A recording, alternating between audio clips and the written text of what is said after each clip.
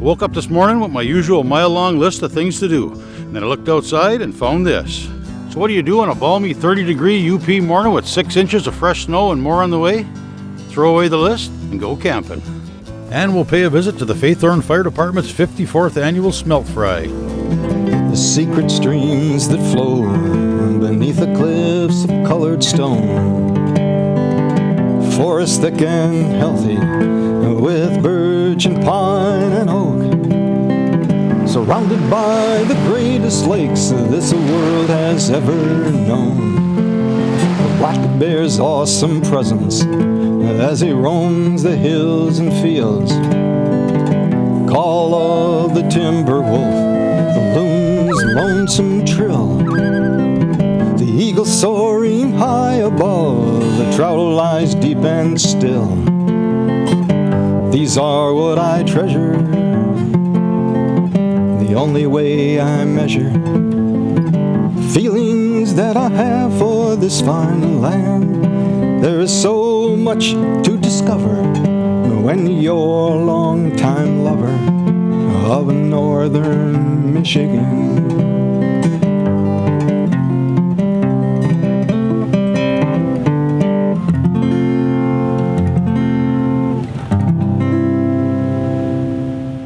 Camping is something that typically should probably involve a bit of planning, but I tend to do things more on the spur of the moment. So when I woke up to fresh snow, it didn't take long to decide I wanted to be in it. So I crammed the usual stuff into a backpack, grabbed some food and a tarp, and ventured off in search of somewhere to relax.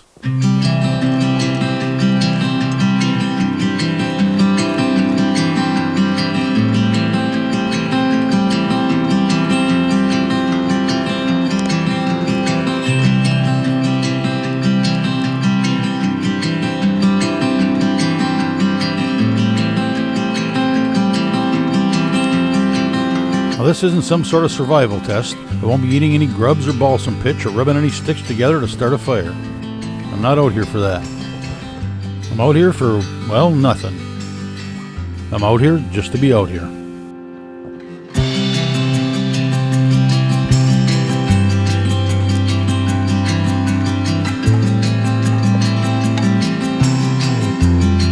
If you're watching this and thinking maybe you'd like to give it a whirl, do it. You can make it as easy or as complicated as you like. You can venture deep into the UP wilderness or go in your own backyard. You can bring the bare essentials or you can bring the kitchen sink. Scavenge for food or bring a T-bone steak. I think just the fact that you do it is more important than how. So what do you really need? For me, the top of the list includes a hatchet, a knife, and a way to start a fire. The main concerns are shelter, food, and heat. We'll start with shelter. For me, I like to have a roof over my head for obvious reasons. Keeps the snow or the rain off, and maybe helps to hold a little heat depending on how you set it up. Your shelter can consist of a pile of sticks and some brush, or something you bring along like a tarp. Add in some rope, or if you leave at the spur of the moment and can't remember where you left your rope, try out some ratchet straps.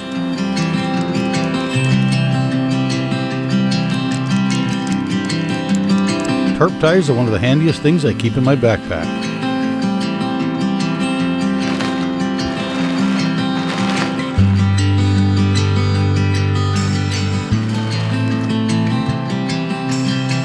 You can build it small or big enough to stand up in. It certainly doesn't have to be complicated.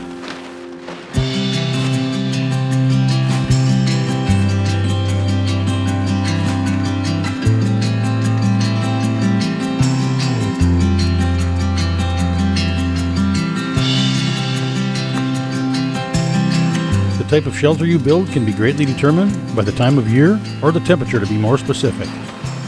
I'm out here in April. The temp is in the high 20s to mid 30s, so heat is not really that much of a determining factor, so I'm not too worried about staying warm.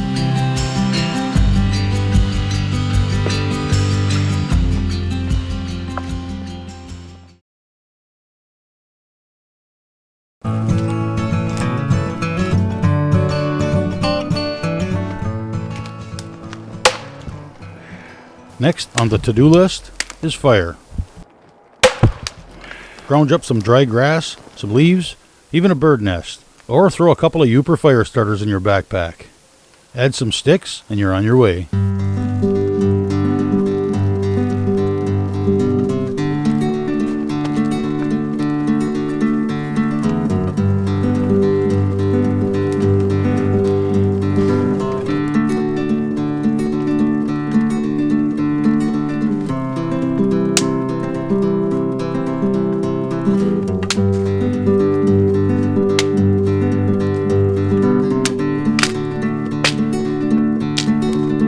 For me, fire is probably the most essential part of the adventure. It can provide as much heat as you need to stay comfortable.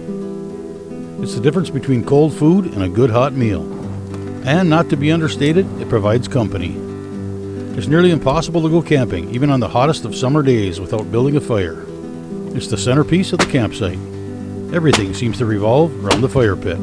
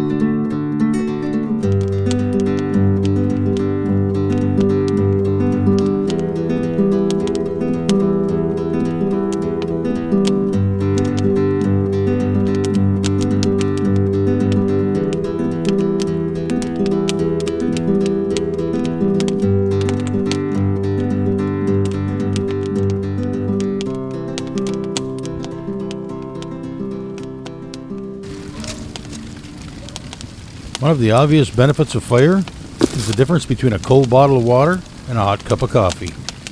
I'm not necessarily much of a coffee drinker, but sitting under a tarp on a chilly day, watching the snow come down in the middle of the woods, I can't think of too many things that are a better fit.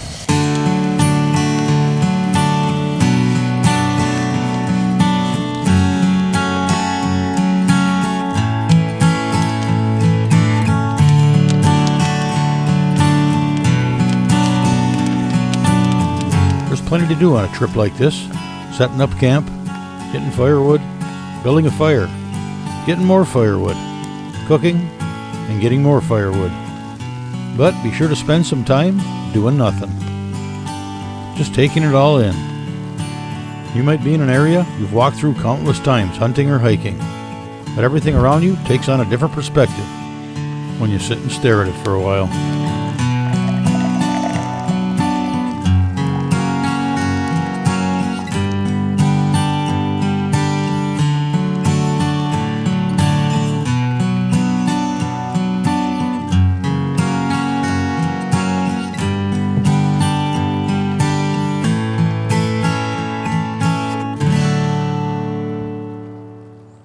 Next on the agenda, dinner.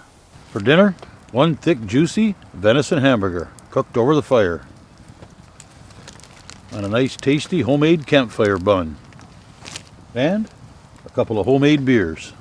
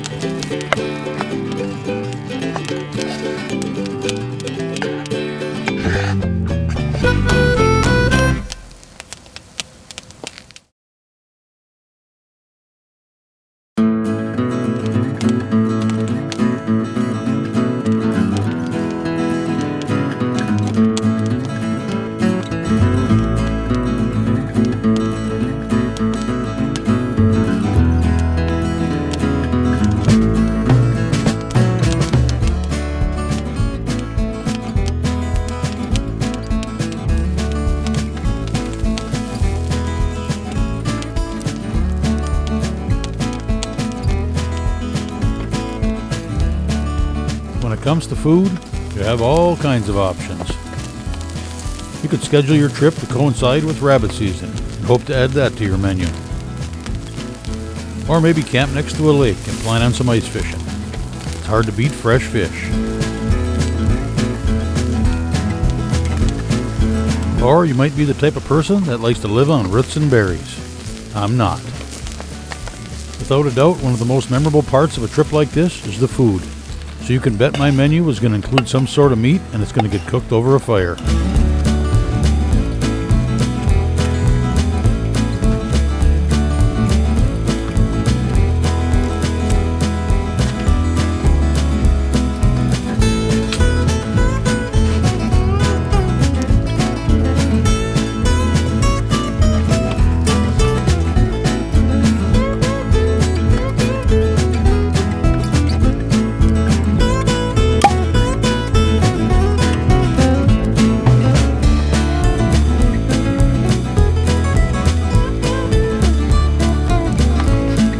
If you're going to bring food along, your menu is only limited by what you want to carry in. Hamburgers, hot dogs, brats, steak. Wrap up a pasty in some tin foil and toss it in the fire. Regardless of what you eat, it's going to taste better cooked over a fire in a place like this.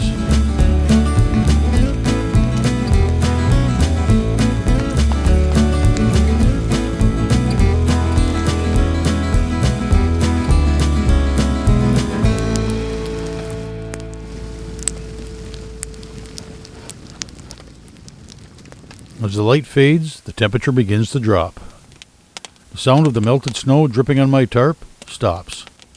Eventually, the birds go silent. Quieter and quieter, until there's nothing but the soothing sound of the fire. I can hear the snowflakes hitting the ground.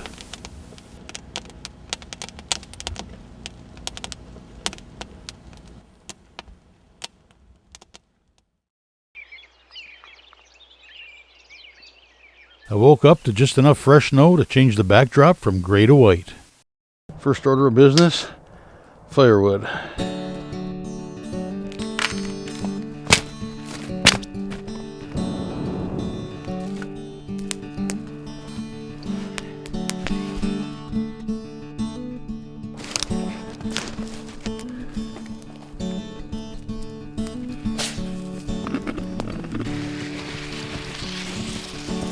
As good as fire feels during the day, it feels even better in the morning. One of the coolest parts about sleeping in the woods is waking up there. Coffee smells better. Bacon smells better. The smell of wood smoke.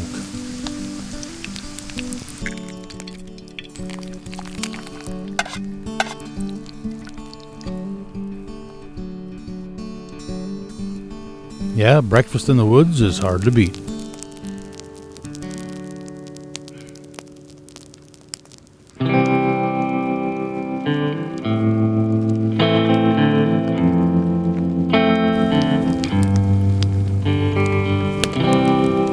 If you're watching this and thinking maybe that you'd like to give it a whirl, do it. Doesn't need to be hard work. Doesn't need to be complicated. Matter of fact, that's exactly what it shouldn't be. It's about simpler things like making coffee and cooking over a fire, hearing nature and seeing things you would otherwise not notice. Maybe it's not so much what it is about, but what it isn't. It's the absence of all things typical, things automatic. Push a button to make coffee or pull a handle to get water, a thermostat. And maybe a little bit of reassurance that if we wanted to, if we had to, we could get by without all those things. I think that ability is probably buried away in just about everybody. And for us, because of where we live, how we live, it's just a little closer to the surface. I'm guessing that right about now, you're probably picturing the perfect camping spot in your own neck of the woods. Grab a frying pan and a hatchet and go there. Do it for the experience. For the sights, sounds, and smells of nature. Do it for no reason at all.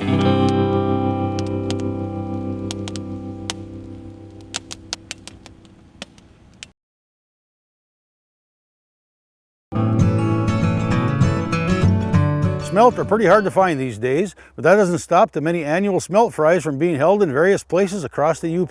Here's a look at one that's been going on for over 50 years. Well, tonight we're cleaning smelt. This is for the 54th annual Faithorn Fire Department Smelt Fry.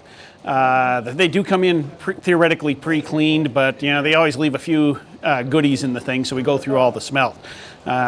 I pretty much call everybody in Faithorn Township. We end up with a pretty good crew, at times as many as 25, 30 people down cleaning smelt. This year we have about 225 pounds of smelt that we're cleaning. This year is later than we've ever done the smelt fry because where Easter fell was the usual weekend we do the smelt fry. So we cut back a little bit. We go back into the 70s. We used to do about 500 pounds of smelt. Majority of the time we're around 300, but we cut it back a little bit this year, judging by how late the thing will be. But 225 pounds of smelt, still a lot of smelt to clean, but it beats the 500. I know people, we call them for cleaning smelt, and they say, I've been waiting for the call, I knew it was coming. So, and we have people, I make a point of catching people who are new in the community, and these people get a chance to meet some of their neighbors when they're helping out with the stuff, and people have thought it's great along that line. It's a good community event.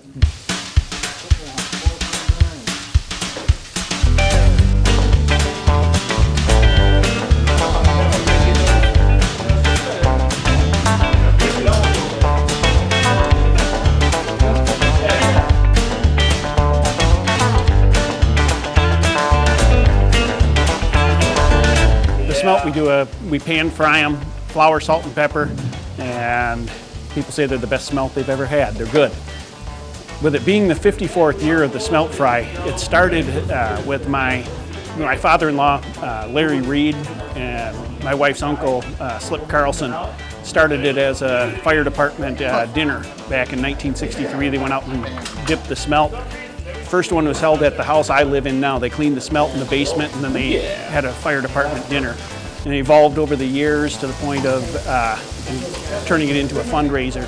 Back in the 70s, it had turned into quite a party night. And they think they sold more alcohol than they sold smelt. We don't do the alcohol part of it anymore with the way that the liability and stuff has come. We just don't do the alcohol as part of the dinner anymore. But we range anywhere from 300 to 600 people for the dinner. It's kind of interesting. We'll serve that many people here on the Friday night for the smelt fry, and the Long Branch down the road will serve probably the same number of people. So you get a town of Faithorn that has 250 people, and we'll have 1,200 people in town for fish on Friday night. And with a fire department's fundraiser, almost everybody from town is working at either the bar or here, so it's everybody coming from out of town to work here with this thing. The town hall where we have the smelt fry was the school through 63 or 64 when the Faithorn consolidated schools with Norway. And it's not a really large building, as you can see, but we can seat about 100 people at one time in the hall. So when we serve 300 to 600 people, we turn it over 3 to 6 times in the evening, and it takes a lot of hustling to keep people going through the line and keep places clean. I know that's where our scouts come in helping out with the stuff. They're good table bussers. I know we have businesses that help out a lot. The Long Branch donates stuff for us. Pretty much everybody in the township, whether it's eggs for the potato salad or it's radishes or celery, whatever it happens to be, people are donating those items, and other people will donate the materials for making the baked beans. So the only real expense is the smelt. I've been involved with this for about 15 years, and the price of smelt has gone from about $1 a pound to almost $5 a pound. So it's no longer the inexpensive fish that it used to be. It's becoming the delicacy. This is the major fundraiser that the fire department does. I know for us, we're a small town without a lot of tax base, so we've got a lot of our equipment through either federal grants or grants from the casino, and all of them have co-pays. So we've been able to, with the fundraising from this, we've been able to purchase over the last 10 years or so. We've purchased all new clothing for the fire department with paying the co-pay out of our smelt fry money. 2 years ago, we bought a new grass fire truck with our smelt fry money, and we've purchased used trucks from other departments with the money from here too. It's a major fundraiser, and it's what allows our fire department to operate, because the tax base doesn't do much. It's one of the things to make sure thanking everybody for doing it who comes, because that's what allows our department to operate. We're a town. The township is a population of about 250, and we have 15 people on the fire department. I mean, that's 15 active people who've trained. It happens because of the community we have. If you go through the population and the ones who are formerly on the department, I don't think there's many people who haven't been involved in the fire department or the rescue squad in Faithorn. Almost everybody has. It's a real community event. Majority of the people in the township donate something towards it, whether it's a bag of flour for the things, or make bars, or lemonade, or coffee. The only thing we really purchase is the Smelt themselves.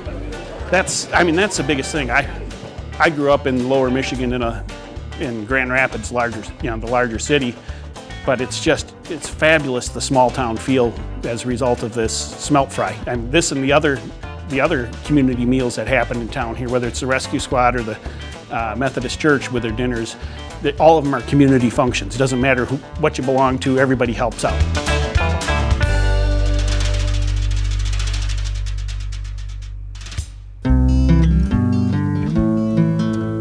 A quick reminder, the Delta County Gun Owners Association will host their third annual banquet and fundraiser on Saturday, April 23rd at the Terrace Bay Inn in Gladstone. Festivities begin at 5 Eastern, and along with a great meal include raffles, door prizes, auctions, guns, knives, and more. The cost is $50, which includes an annual membership. Be sure to get your tickets in advance. They will not be sold at the door. For more information, call either of the numbers on the screen. Well, that's it for tonight. If you'd like to keep tabs on what's coming up on Discovering or see where we've been, you can join us on Facebook or go to 906outdoors.com. Thanks for watching, and we'll see you next week right here on Discovering.